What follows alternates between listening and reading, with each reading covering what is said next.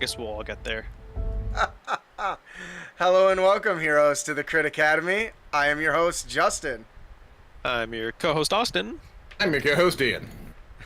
Hang on a second. We hope to inspire you with creative content that you can bring with you on your next adventure. We want to thank you for joining us today here at Crit Academy Studios, where everything's made up and your roles don't matter. Yep, that's right. Your roles are like a D&D game with rigid-ass classes. That's one way to put it. I'm really excited for today's episode. We are doing a top 5 most versatile D&D classes. I'm super excited for this. Been wanting to do this for a while. This is just our opinion. Please yell and scream at us all you want. And I think it's worth noting, too, that even the three of us went back and forth on a few of these. Yeah, so it's just our opinion. It is not to be taken as a holy gospel or whatever, but... yeah, I'm not a D&D god, so I don't know. Who knows, maybe... pulled the numbers, too, between the three of us and went from there, so yeah. yeah. I'll talk about that shortly. Before we get into it, you did just see our super exciting Kickstarter that is coming up. Capes and Crooks utilizes the core 5e rules for the greatest role-playing game in the world that we all love. Of course, we give it a unique twist. So we're super excited for that to be coming on. You get to take on the role of your of a superhero or a villain. I got you covered, murder hobos. And completely customize your character with unique roles, origins, powers, and alter egos. If this sounds like something that tickles your dice, head on over to critacademy.com/capesandcrooks for more information. Now, before we get into our main topic, we do have more fat loot to give away. Compliments of Sebastian Yu. Yeah! So, Fat Loot giveaway today is the Lake of Secrets, again by Sebastian. Thank you again. Lake of Secrets is a dark fantasy one-shot set in a fallen kingdom after a war has ravaged the land. Designed for characters of levels 3 through 5, though of course the DM can always make it harder. The party must track down the kingdom's missing ruler and uncover a shocking tale of sacrifice. That sounds cool. Anyway, our winner today is Slade2022. Congratulations. This was a very cool thing to read through. I enjoyed it. Yeah, absolutely. It looks awesome. Now, don't worry if you didn't win. You can just head over to critacademy.com and subscribe for your chance to win. It's free. It's easy. Just do it. We give 2 fat loots every day. It's just do it. All right. So, yeah. So moving on to our main topic today, the top 5 most versatile D&D classes. Now, I prefaced this already. This is just our opinion, which is always 100% right. So, deal with it. I want to kind of start off by telling you guys exactly kind of how we did this. I want you to know that this is based on combat prowess only and doesn't include skills. That is not one of the metrics we included in this. I do believe the Bard and the Rogue would have been at the top of the list if that was included. Our metrics are damage, defense, battlefield control, movement, and healing. Now, we did this on a scale of 1 to 5, which, if you can do basic math, you'll know that means it's a 75-point rating system. So, there was some back and forth on some ties that kind of came right about the same on our rating system. Once again, this is just our opinion. And we are super excited to listen to your opinions, or as so long as you choose to agree with me. And was definitely clear during from our scores or our debates is we didn't completely agree on everything, and that's okay. Oh, yeah. Yeah, for sure, for sure. Versatility of the clerics is misdesigned, in my opinion. Well, we'd love to hear exactly why you think that, and we'll tell you why you may be right or wrong. I'm just all right, so let's talk about number 5 here. Once again, our total point system is a 75-point system. So coming in at number 5 is the Bard with 52 points. The Bard is obviously something that a lot of us really love or really hate. I know in previous editions there was a lot of not so much love for the class. There's also a surprising amount of stigma for bards in general. So, yes, I am the bard. I'm going to coerce a dragon into So things. okay, so this obviously is our top, our number 5 pick. We obviously got to give a good throw out to Bardic Inspiration. The versatility that Bardic Inspiration brings was just too valuable to ignore. The power level, it definitely fell a little short compared to some of the other classes offensively. I guess we should just go down the line of the core features. You think? Maybe Yep. to talk about the strongest point and the weakest point. So for the Bard, Sure. it definitely fell right in the middle for battlefield control at a little bit higher level. I think because of things such as the Bardic Inspiration that allows it to enhance the allies or punish the foes. That's something that I think is the core to it. What are some of the features you guys think that put this in one of the top 5 spot for versatility? You guys had touched on it earlier. Inspiration, jack of all trades, and the fact that the various archetypes can augment the class in so many different ways gives you a lot of options. Yeah, so there's when it comes to I mean, again, Bardic Inspiration is honestly just it really like we say it, yeah, but it genuinely is just that good. Yeah. Like actually, it's The it involves against everything, right? Yeah. So it can actually just be used in virtually any situation. And on top of all of that, bards also just have, if you want to include damage or like reducing damage as healing, it's very strong. I think Justin actually rated the bard with high damage, and I'm actually curious as to why on that one. Because me and Ian kind of said it was a little middle in the road, but you gave it a 5. And normally that's the case, but if you look at College of Swords or the lore and take fireball spells and stuff like that, it has a multitude of archetypes that can kind of help boost that significantly. I mean, just becoming a lore bard and giving access to spells that the wizard has can easily pump up its damage to whatever level you want. Which I think is what really gives it the potential bang for its buck. I don't think it's by far. I don't think it's the strongest, but I think it can become a big power output class. But once again, I do think that like the rogue and the pure wizard will obviously still outdo it, but I do think it has a lot of bang for its buck. The other thing I want to talk about is the feature like counter charm. While counter charm is very situational, it allows them to, eat, prevent them from being like manipulated in any way. The other thing is the magical secrets, which I mentioned for the lore. The lore bard gets more of them, but the regular bard gets magical secrets, which basically allows you to grab any spell list, a spell from any spell list, which I cannot imagine anything that's more versatile than that. Yeah, that's quite literally exactly that. So it's, it's just, yeah. I don't know how much more we need to touch on the bard because that genuinely is. The other thing I want to touch about before we move on is the Song of Rest feature.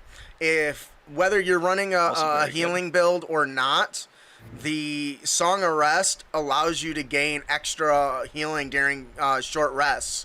Which, if you're in a combat intensive game, that little extra die is going to make all the difference over the course of an adventuring day.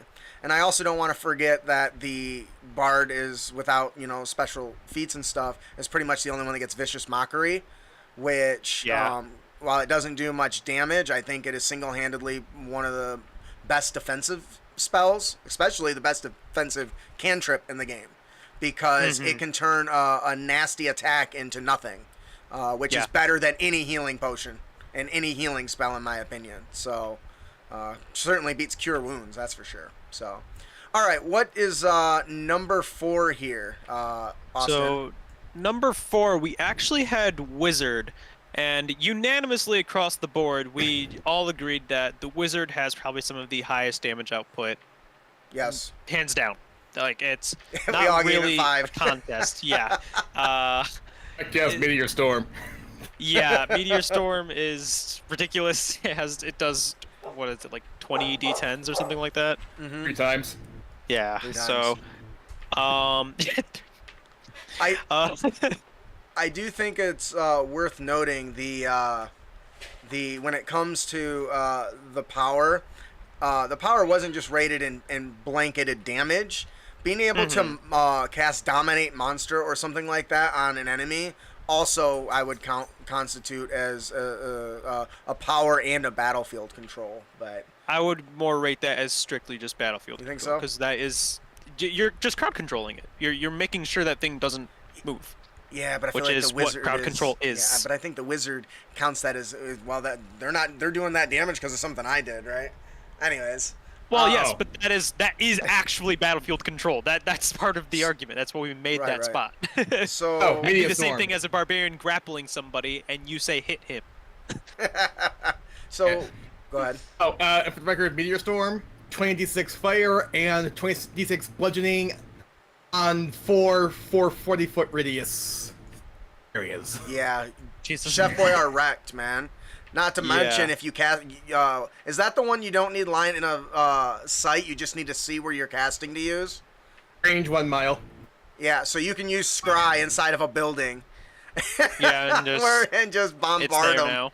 Yeah. Anyways, so it is worth noting that of the classes, this is one of the weakest in defenses. Now, obviously, there are some exceptions. The shield spell gives you temporary defense, Yeah. but I wouldn't classify that as a hardy, sturdy defense. It's got low HP. That really dropped it quite a bit in points. I really put that as a 2 just for that. And I think Yeah. it also has the lowest hit points. Yeah, at a D6. So Yeah. So it's really hard to make a very strong argument for saying that the wizard has many defensive options, because Yeah. while yes, it does have a lot of spell slots and it is capable of allowing itself to survive, it really does heavily rely on other frontliners to For kind sure. of allow it to survive, and then There are continue plenty to bump of out that available that damage. allows them to bump up those defense options too, though. yeah. Like, you can cast Polymorph on yourself, for example. This is true. Yeah. The other thing is, it really does well in a couple of the other areas of battlefield control for obvious reason: mind control, dominate monster, Absolutely. grease. I mean, web. I mean, they got a spell It for has everything. Everything, yeah. They got an archetype for everything, for that yeah. matter. I And probably should have rated that as a 5 the more I thought about it, but Yeah, that's okay. that's We've alright. already done it, so. But that's why this Really, the discussion exists, so that we Right, can right. think, oh, I should have done that. But also, its like, movement options. Let's talk about that real quick. Yes. All of like the dimension door, I'm pretty sure Yeah. it has. It Misty has Step. Misty Step. It has all the real big ones. Main shift. blade yeah. shift. Blade like shift. to see a rogue do that. Yeah, no kidding. Like it Right? has fairly good options across Yeah. that area as well. Now, obviously, with its healing, I don't even know how many healing spells it even has, unless you specifically dump into it, right? Like, really, I think for the most part, aside from Wish, obviously, the only healing they really get is there are some ways you can bring people back to life, which... Yeah. Do you want to? Yeah, which is fair. That is technically healing. You're bringing them back from the dead, so I can see that. But yeah, I don't know of anything else beyond that. I think that's all they really got is just like Resurrection, Revivify. I don't even know if they have Revivify No. Or you just use Wish. Yeah. or Wish. Wish Yeah. can do it. So. Wish can do it. It is worth noting that it rated the lowest on healing, because at least the barbarian. Well, okay, the barbarian's the lowest at No, ones across the board. Barbarian is ones across the board. It Yeah. doesn't have any healing abilities as far as I know, so it just fell in. That sort of rating brings it down, is why it's at our 4th spot. So, the last thing I wanted to touch on the wizard before we kind of move on was the fact that it has. How do I want to word this without pissing a bunch of people off? I mean, you're probably going to, regardless. It's an opinionated list. Yeah, that's true. You don't have a way out, buddy. The other thing that I think makes it so versatile is the number of arcane traditions, and the core of each arcane tradition is something different. And I think that gives it a lot of versatility, whether it's conjuration, divination, evocation. That little bit of stuff that you start getting at level 2 can really spread the type of character you're building. So, I definitely know Like the Chrono Mage, for example, is like, oh, you also succeed on that task. Ha, yeah. Yeah. You win. All right, let's talk about our third one there, Ian. What did we pick there? They picked the Druid. Which is deserve actually to be in the top 5 in my opinion, because they can do a little bit of everything. yeah, and the more I Everything. thought about it, the less surprising it really was. I would agree. To be honest, Because which was just like, okay. because of the nature of wild shape specifically. Yes. Even whether you're, I mean, obviously, if you're a moon druid, you're gonna have more of that. But just being any druid and having access to wild shape allows you to take on forms designed for speed, designed for stealth, designed for hiding. You know, I said stealth already. Speed, stealth, grappling, brute strength. You know, magical resistance. You know, it really gives them access to just a plethora of tools that none of the other classes have. With Yes. wild shape. So for power, it definitely fell somewhere in the middle, though it's worth noting certain subclasses, such as the moon one, can really spike in damage in the early levels. But go ahead. Yeah, I was gonna say it really isn't about the damage that the druid brings to the table. You can already have a wizard in your party, and the damage is gonna come from there. Right. What the druid does succeed in is its defensive stats, its battlefield control, just due to the nature of wild shape. You also have a plethora of movement options. Eventually, you're going to be able to fly, you're able to swim, you're able to breathe underwater, and it has healing spells that are honestly pretty potent. Yep. Even so, it really does succeed in the other 4 categories. Covers all bases, basically. Yeah, I had a really hard time trying to think of anything that, in terms of just what the druid because like in terms of versatility, that's why I rated all 3 of those as 5s, which has surprised me because I'm looking back. But the fact that wild shape is just, it can allow it to just tank really well. It can also allow it to grapple many things if it needs to, or to have other spells that it can use to kind of control the battlefield in a less damaging way, of course, but For sure. it'll at least keep it contained. And then again with the movement, where it can just do so many things. Right. It's really hard to. I mean, shoot, like I would argue without question that Moon Druids at level 20 make the best tanks in the game, because Yes. you can wild shape every single turn and physically such a health pool. Yes. It's Become a just new very elemental. like, wow. And I think that the big thing to take away from the druid's versatility, beyond just its wild shape, is the fact that it's still a pure caster as well. So it has access to a pretty large spell list, especially when you look at the categories for like crowd control or battlefield control, between things like Absolutely. spike growth and fog. Yes. You really can dominate the enemies without even doing damage, and making it pretty terrible experience for your foes. And at the same time, tossing out a healing word to your allies to keep them up, and then shape-shifting into a bear or something once you've got them tied up. I mean, you literally can cover all 3 roles in one encounter if you want, which really puts it pretty high up. Yeah, absolutely. And the archetype you choose, I believe, radically It just changes makes how you play your druid too, Yeah. or so than some other classes. Right. What I would like to put as an analogy, I guess, for this is, or not an analogy, but more of like an observation, is that for certain classes, such as like maybe the fighter, its subclasses, you have to typically sacrifice one thing to make one other thing stronger. With druid, For sure. just at a base, you're already so strong, so the subclass just bumps you up. It's not a detriment. You just have something that's better. You don't feel like you're losing out on too much, which I think is, in my opinion, I guess. I'm not super knowledgeable on druids, I guess, but that's how I feel about it. This derails a little bit, but I want to answer it because I feel like it's very pertinent. Mark Jansen asks, where do you draw the line between many abilities, multi-classing, and dilution of specialization? Honestly, I don't think you need to draw a line. That's what the person's choosing to give up. If you're choosing to build the ultimate, most versatile class, but giving up your higher level powers and capstone abilities in order to do that, Yep. you're choosing to do that because you wish to have this other thing instead of what is given to you by the class. And I don't think that you have to draw a line to say, that's it. It's diluted. Because I can see some people. One of the biggest issues I see with people's complaints in multiclassing is that it doesn't fit the story or whatever. Dude, D&D doesn't see the characters don't see classes.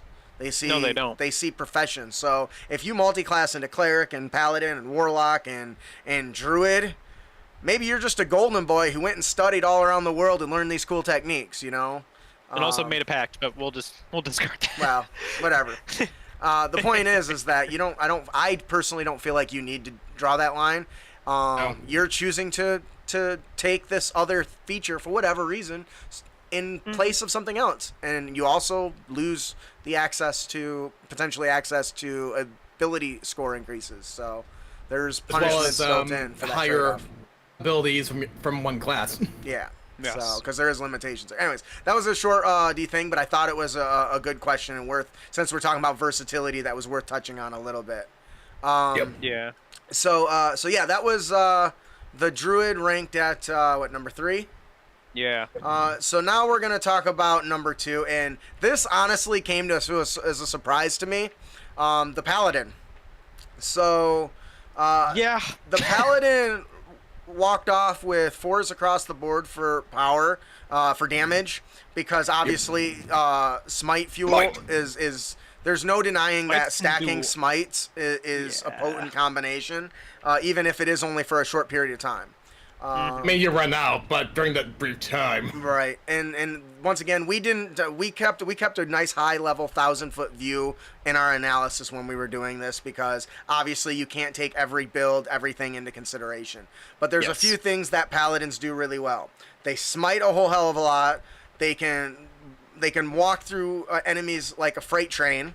Their heavy ass armor and their auras and shit. They can just totally demolish the enemies. And the fact that they also get fighting styles makes them that much more versatile, because now you can choose between a sword and shield and a greatsword, and there's mechanical benefits to it, which I think is, in my opinion, was a very core reason why I thought that this class deserved to be towards the top.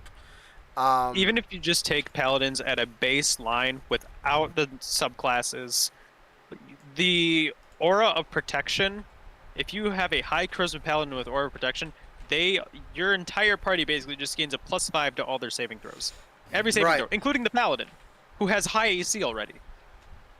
Which is insane. Right. And it is proven extremely effective when we did our Descent into Avernus campaign, where it was pretty hard for us to kind of lose to a saving throw, even in stats that we weren't even particularly strong in. It was pretty, even though like you can have multiple paladins and it doesn't stack, it just means that you guys can be spread apart, and now you have still these bonuses, right? Yeah.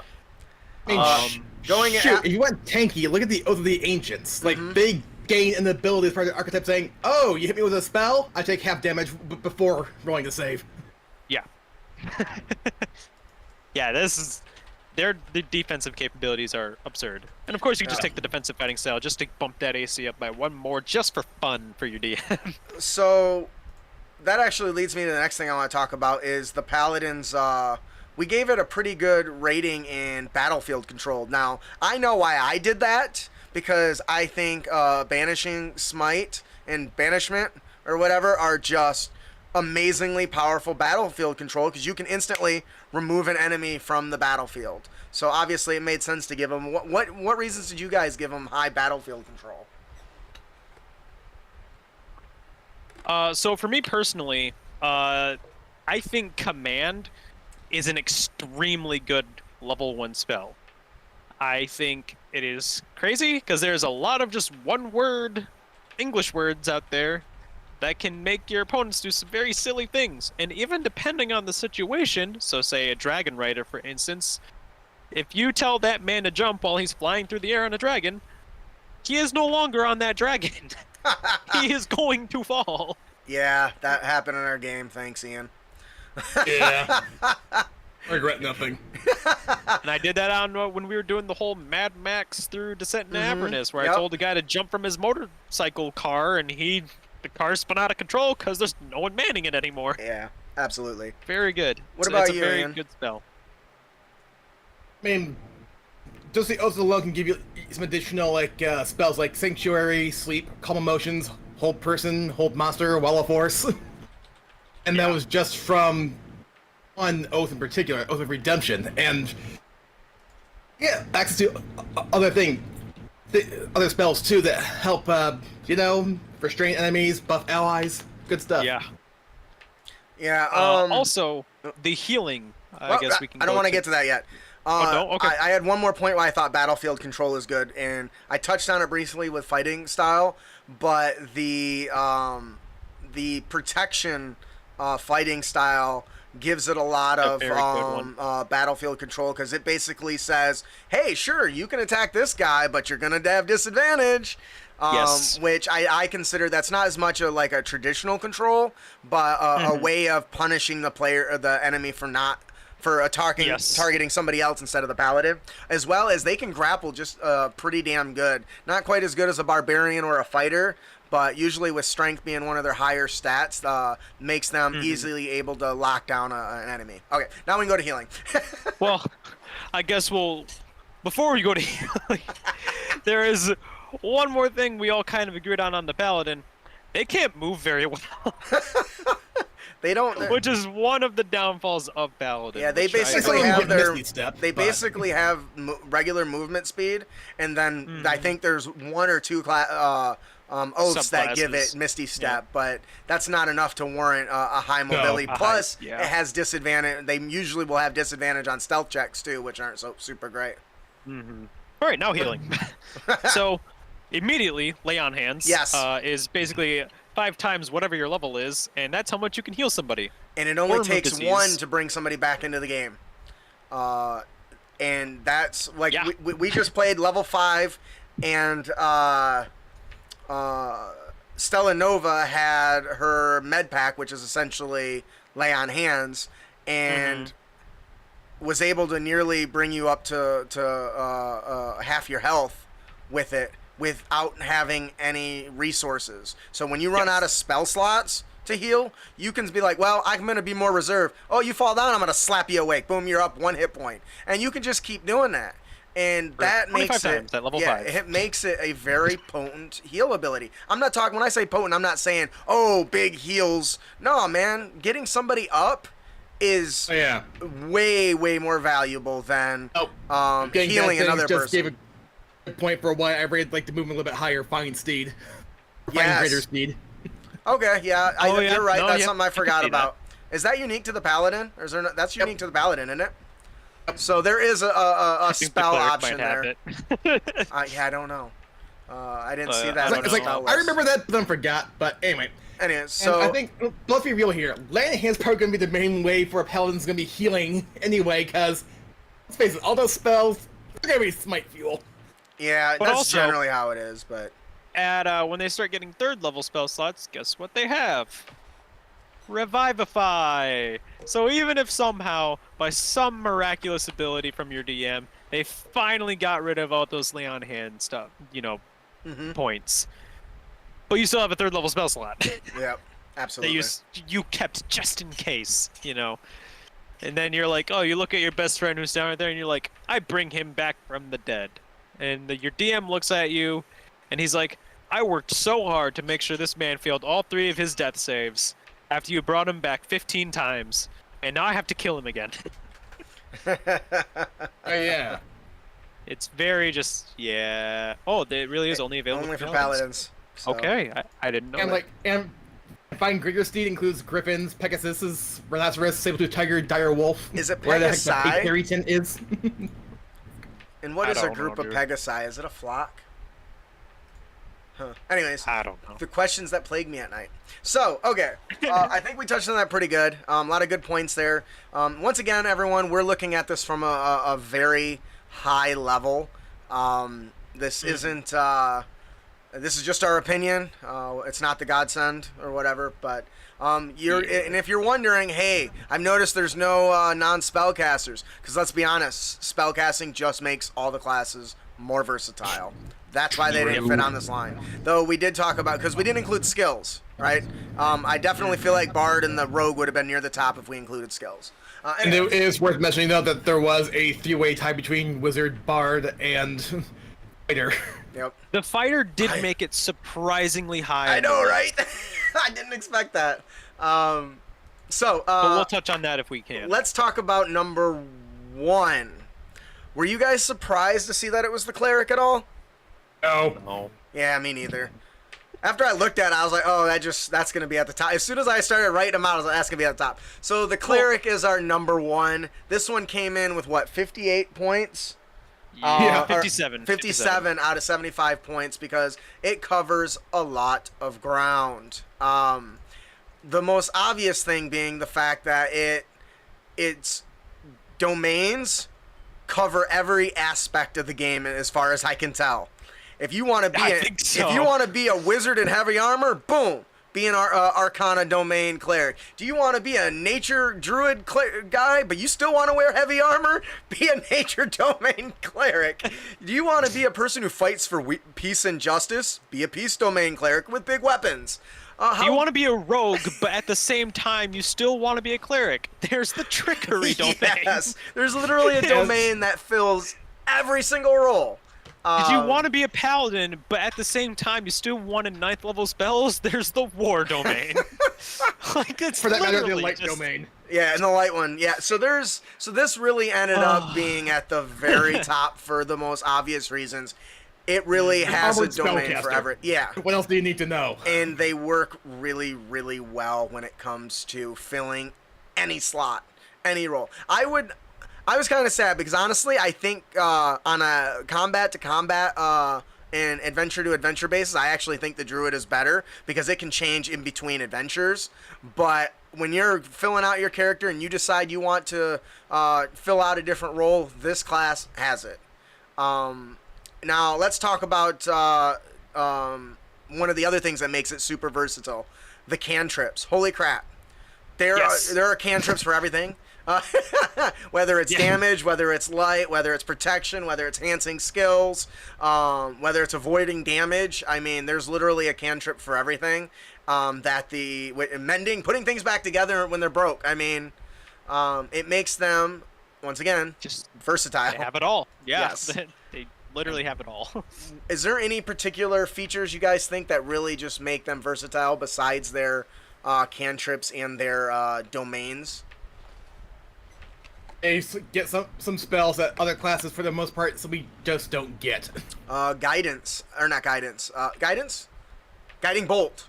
Guiding Bolt. Not only does it do great-ass damage, but then helps somebody else whip the thing's ass. Like, yeah. You can play offensive magic and support with one spell. And I think that's the only class that gets that, right? Other classes can get it. Okay. You have to make the specific choices to get it. Gotcha. I just want to point out that in case you really want to just drive home the Cleric is just sometimes just a more magic heavy, they still have smites. Some of the subclasses at level 8 have the ability to just deal extra damage to offset not having extra attack. But some of them can still get extra attack. Right. I think the Forge domain deals extra fire damage and has extra attack. Which, I mean, fire damage, sure, but like, it's something that's just like, even in the damage compartment, which is you would think where its weaker side is, which admittedly it is. Right. Well, Forge domain doesn't get extra attack, but they do get extra damage. But to be fair, every archetype gets extra damage. It's just a different type depending on what the archetype is. Right. I thought I did. That was my mistake. What is the level 8 ability they get? They get the divine strike or something. That was it. Yeah. Yeah. So that definitely awe is designed to offset not getting extra attack, I think. Yeah. Which is still very good because that just means you just don't even have to roll for it. It's part of your damage. Which I mean, be honest, they have a decent amount. The other thing is cool is the variety in their channel divinities. which do recharge on a short rest, so you can get quite a bit of use out of those. Whether it's the simple And turn they on have- den or whatever, turn on dead or whatever. Channel divinity that does a plethora of different things. I think invoke duplicity if you're the trickery domain is just really awesome. Also, they get it for more than once, unlike the Paladin. Because I think it's based on their wisdom. Right?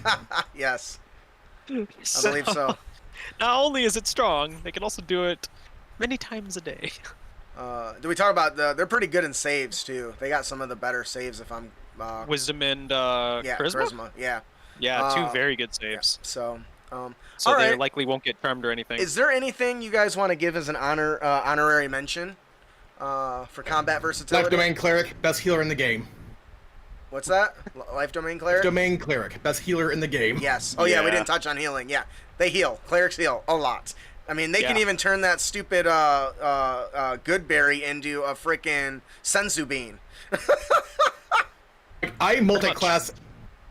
I ran a Druid one time and took a 1-level dip into Cleric for that very reason. Yep, and that, you know what? It was worth it, I bet. It was. Sensu So- bean! 4 hit points. So, For Yeah, but versatility's defense, sake. they're solid. And as one of our guys mentioned in chat, I still remember to this day at level 1 where I ran a Forged Domain Cleric. The DM asked, "Does a 20 hit?" No. Wait, what do you mean no? I said no, boy. What were you going to So- say, Austin? 21. I do want to give a shout Level out to one? the rogue real quick about its defense, because I know you guys said 3s and I said 4. And the reason I said 4 was because between evasion and uncanny dodge, it really does just eat just so much damage that it can just kind of like either cut in half or completely ignore. Right, which I right. wanted to kind of shout that out, along with its high damage. So even though it doesn't gain the most hit points, because Sure. obviously it's a rogue, it's not going to. It still has the ability to kind of stay in the front line and kind of still do fairly okay, but it can get overrun. Yeah, I will for admit. sure. In the And it's worth noting they excel in a lot of things. Mobility being one, damage, and that's they do only a couple things really well, but they do it really, really well. yeah, And of course, like once their again, battlefield control, they don't got have that shit. unless you got maybe manacles or something, but that doesn't stop end level bosses. Right. So All right, I think that'll do it for our main topic today: top 5 most versatile classes in D&D. We forgot a huge ability of the Cleric. What's that? Divine Intervention. Oh, of course. oh, yeah, I forgot about the instant win button. If they Save manage me. to roll well, the gods literally themselves kind of come down, They'll part point the their clouds. finger on the problem, and go, problem solved. And at level 20, it just works. Once a week, mind you, but it works. Yeah. I do want to say, Mark says if you step back from combat versatility and look at other things to avoid combat, they are bad. We are well aware that there are classes that are just far superior outside of the battle situation in avoiding Yes. it and solving problems. That wasn't the focus of this, particularly.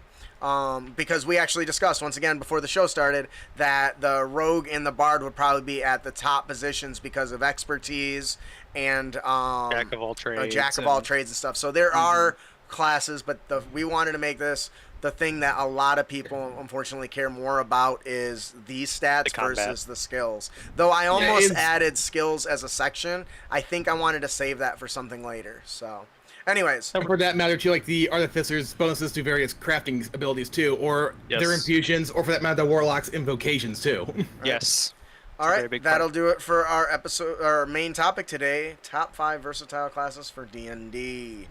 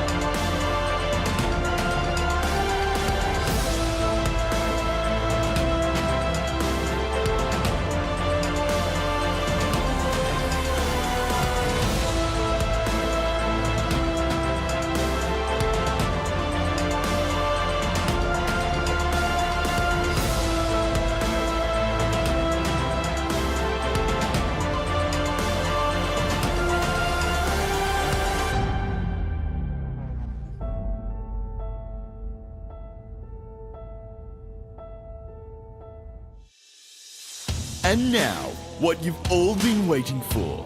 Our Unearthed Tips and Tricks segment, where we bring you new and reusable material for both players and DMs.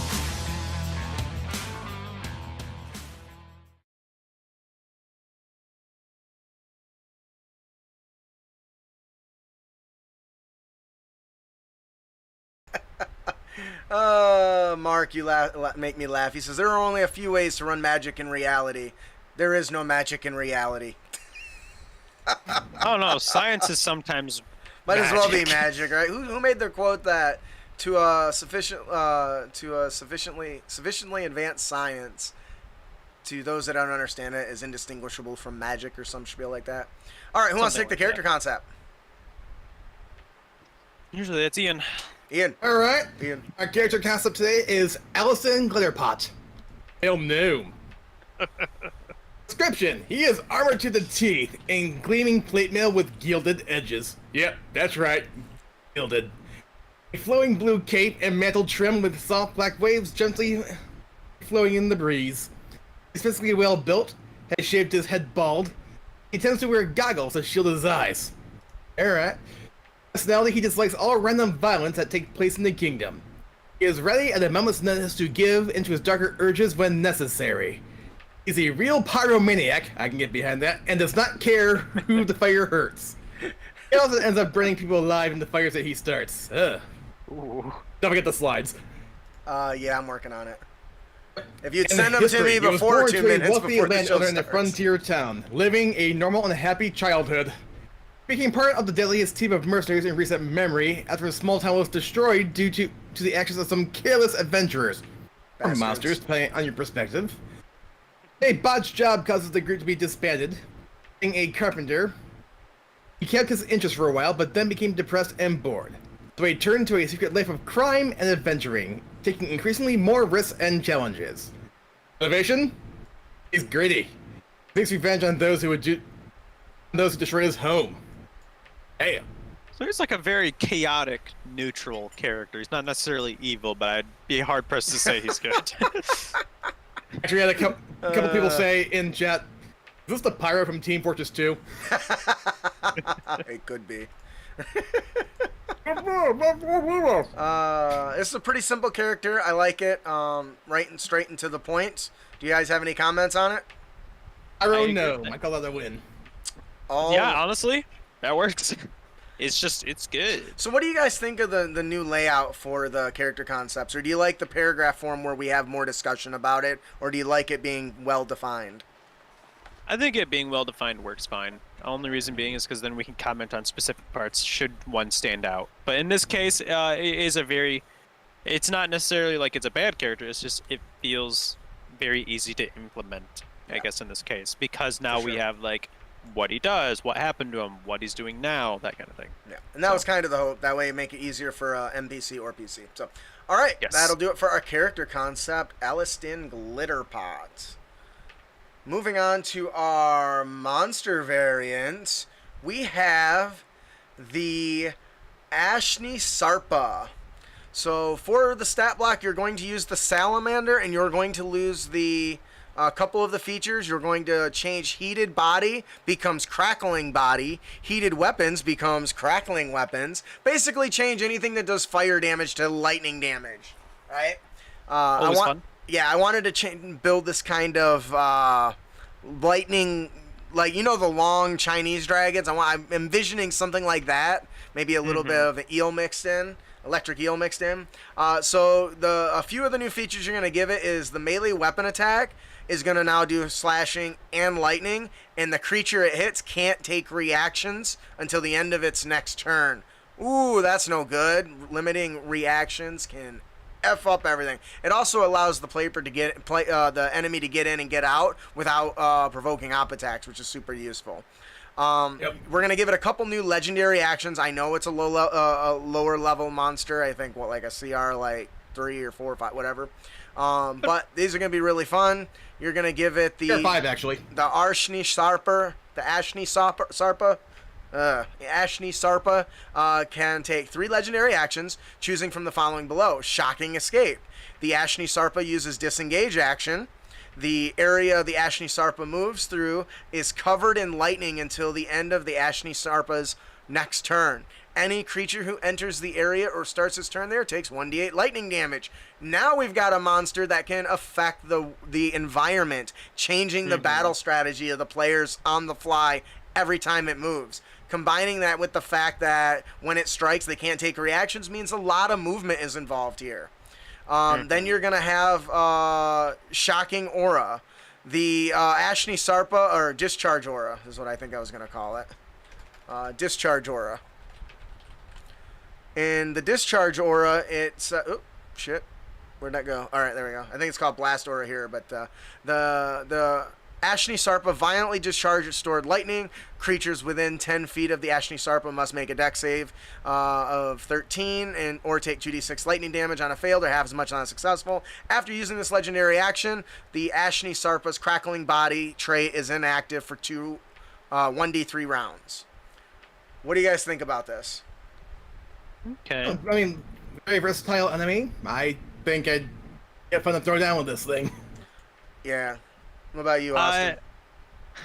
I like... Well, one, I like lightning creatures, because that's always fun. But Certainly your jams.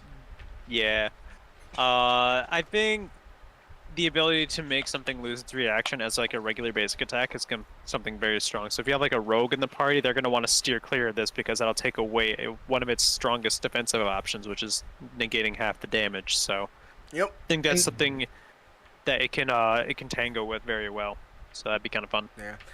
Is it going to be keeping its vulnerability to cold, or... What's that? No, Is it it's keeping- not. It gets, what is it, immunity? It becomes resistant to lightning. I guess I didn't touch on that. Yep. Little things like that. Try not to get too into it, so it loses its lightning. Or its resistance to cold. Is it resistance or immunity? No, vulnerability to cold. Oh, yeah, it'll lose that because it doesn't have it. We'll give it... And it's also... So... I guess it's also immune fire and resists bludgeoning, piercing, and slashing from non-magical. Yeah. Change what you think makes sense. I try to keep it simple and not get into all the nitty-gritty. Anyway, Right. So the other thing that I wanted to focus on with this was the fact that it's designed for high mobility battle. Your players are going to chase it around. It's going to avoid them the best of its ability, leaving a dangerous trail of crackling lightning, like one of those floors in like a trap room when you're trying to get into a vault or something. So Right. definitely something I'm excited to use and toss at you guys. So, all right, that'll do it for our monster variant, the Ashni Sarpa. Austin, would you like to tell us about the encounter?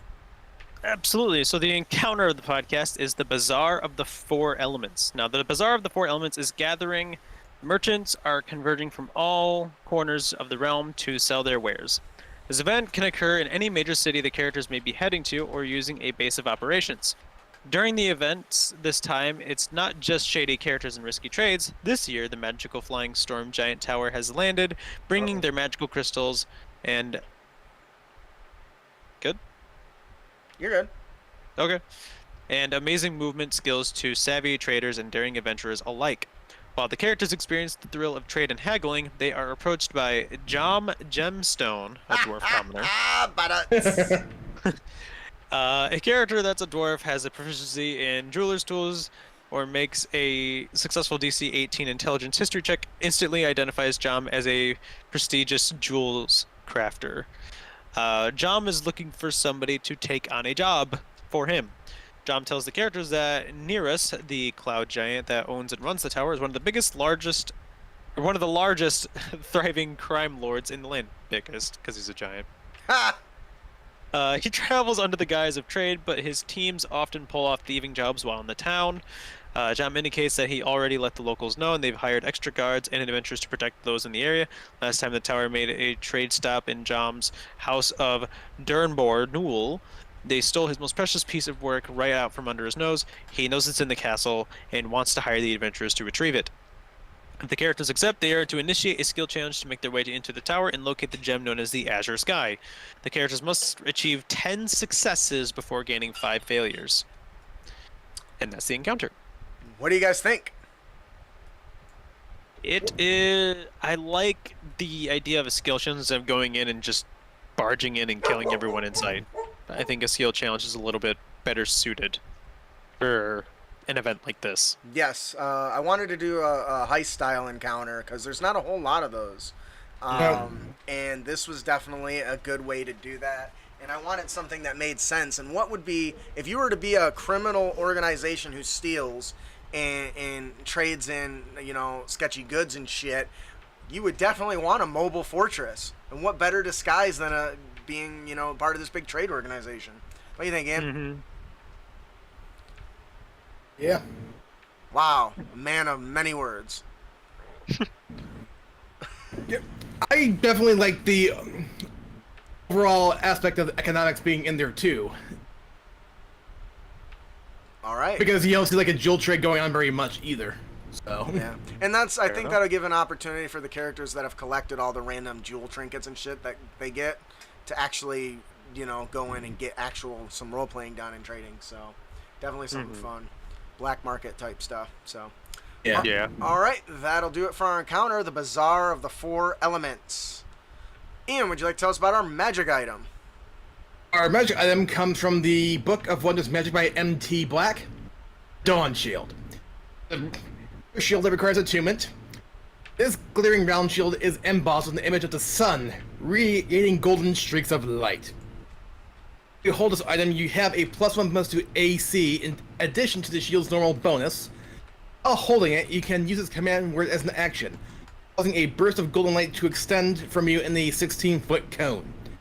Each creature in the area that can see must succeed on a DC 15 con saving throw or become blinded for 1 minute. That's nasty.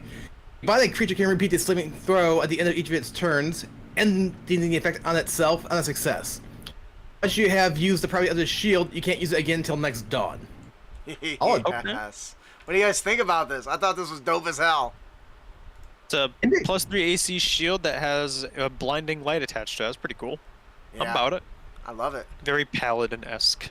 Yeah. And the name fits perfect. Feel the power of my Dawn Shield!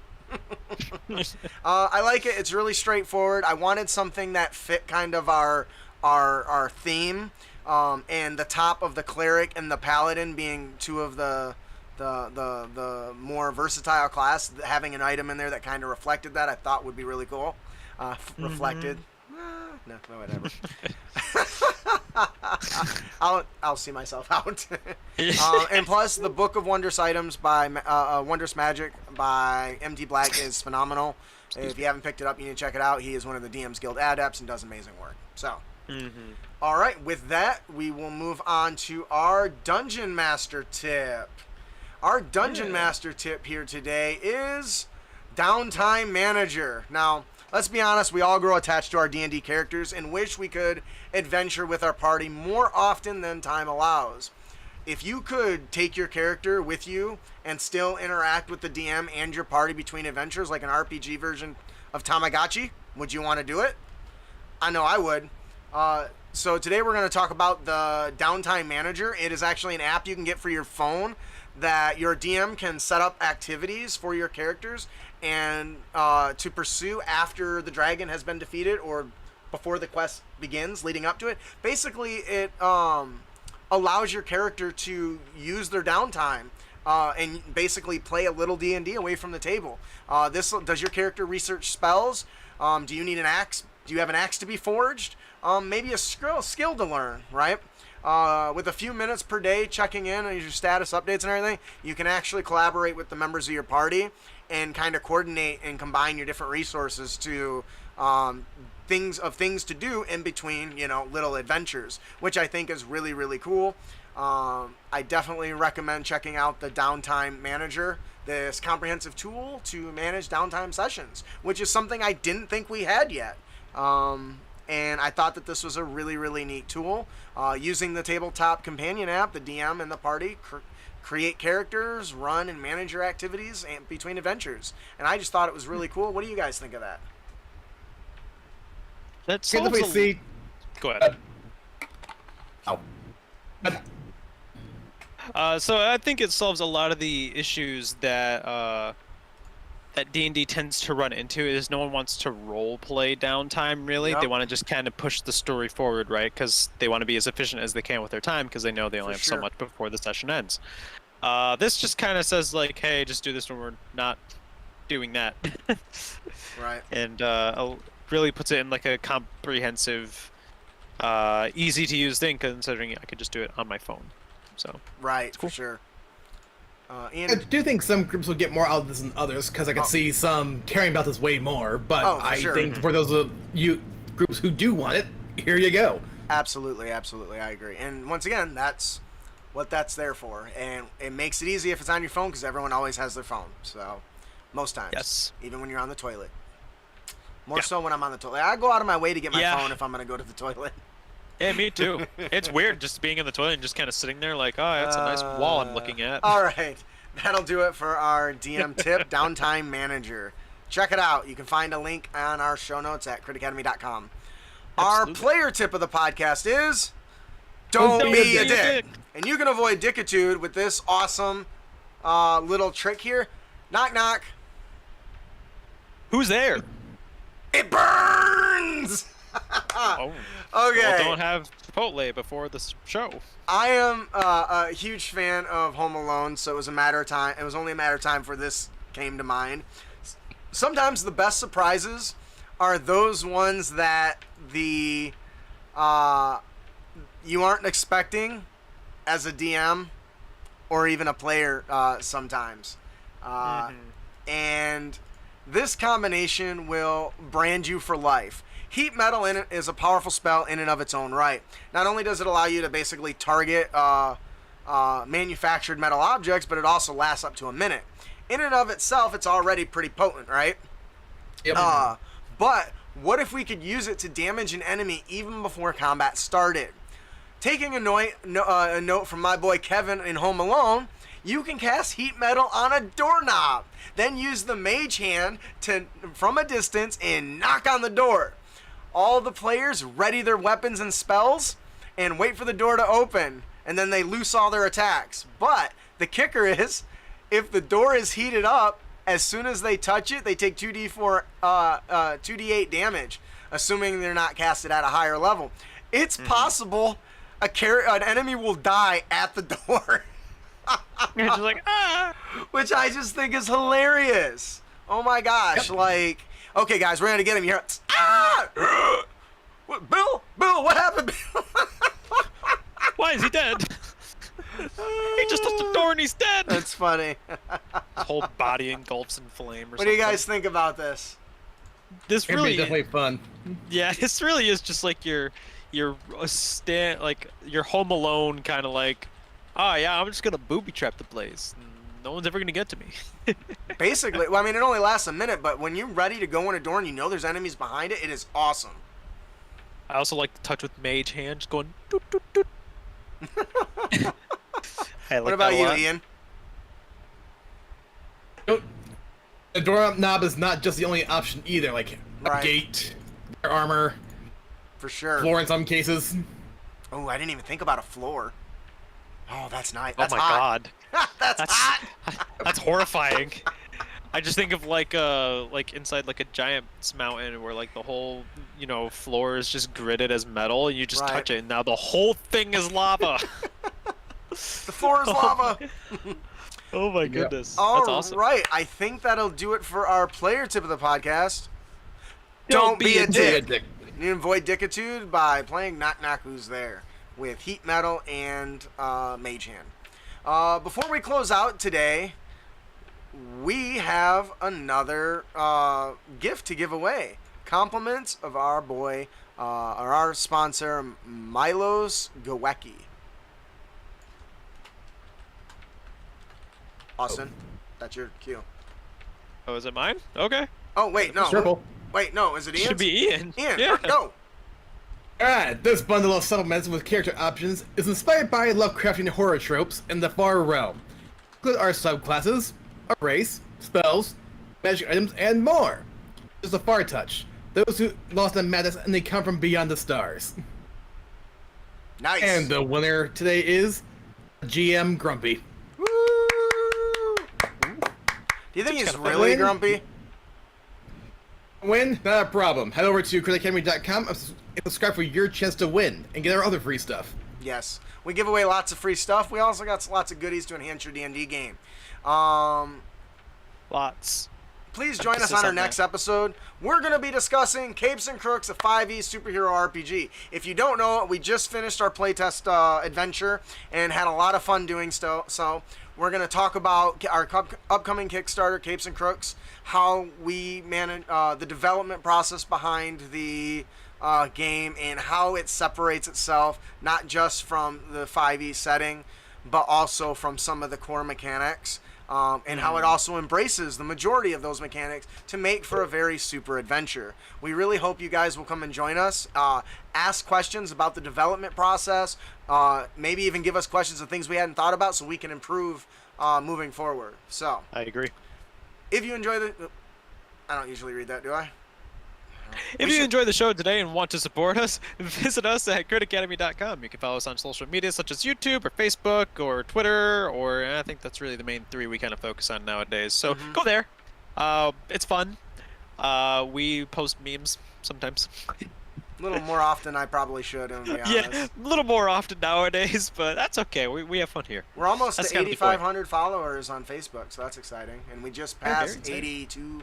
8,200 on TikTok, so...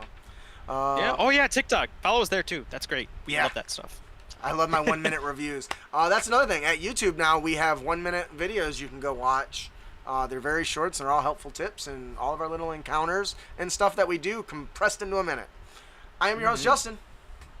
I'm your co-host Austin. I'm your co-host Ian. Thanks for listening. Keep your blades sharp and spells prepared, heroes. See you guys later. The old Oh, if you're still listening, come join me at twitch.tv/AlexBomb. I'm going to be a guest on there tonight at 9 o'clock, so come join me. Yeah, go do that. Do that.